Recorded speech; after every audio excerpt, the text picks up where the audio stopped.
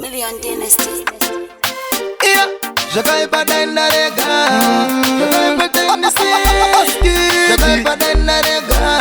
Yeah, it's Dynasty. Askeri boss. Definitely. Moyo wangu unosini naruvengo neutinyeshe. Haridoke nisina kuchivande zvikone. Pakaitwa chakanaka nemumwe mukati memoyo zvinondirwadza sei. Muromo wangu unongotaura zvese pandinofamba mukati meguta ishe maziso angu hasi kuguta ndinotarisa vakadzi vakawanda asi ndinaye wangu hani wandakada chakanaka chakaitwa neshamwari yangu nechemumwoyo ndotidai zviri zvangu itai kuti ndikutsikane nezvangu ndipo chete pane chichemo changu moyo wangu unosinina ruvengo neutsinyeshe haridoke ndisina kuchiva ndizvigone pakaitwa chakanaka nemumwe mukati memoyo zvinondirwadza sei muromo wangu unongotaura zvese hana kunaka mashoko andinotaura anobaya achipisa kumwe mbaura kuedza kuzvichenesa ndosaka ndashaura sai ndichishuva vamwe vagokaura itai kuti ndigopfugama ndichinamata pamwe nekugutsikana nezvandinoshanda mugoropafadzawo chese chandichabata netiweki yevamwe ngandisaikata moyo wangu unosinina ruvengo neutsinyeshe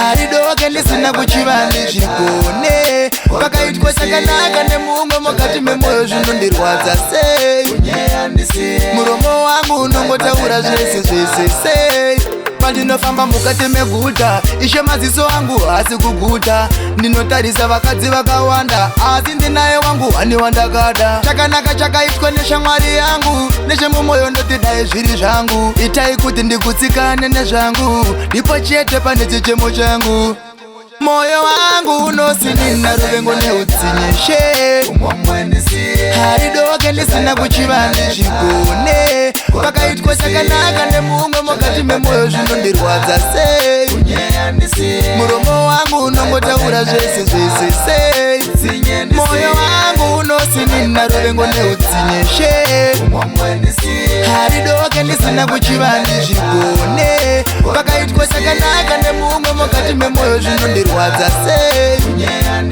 muromo wangu unongotaura zvese moyo wangu unosinina ruvengo neutsinyeshe haridoke ndisina kuchiva ndizvigone pakaitwa chakanaka nemumwe mukati memoyo zvinondirwadza sei muromo wangu unongotaura zvese Million